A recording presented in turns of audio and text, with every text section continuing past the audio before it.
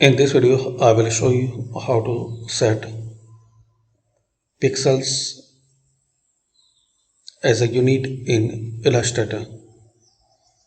So edit, then preferences, and here units.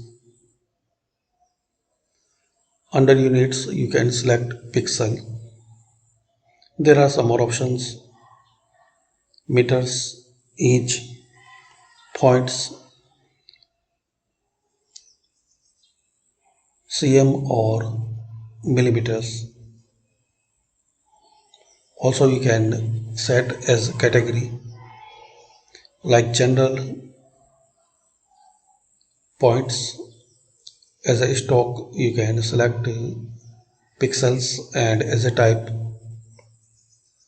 inch, then click on OK.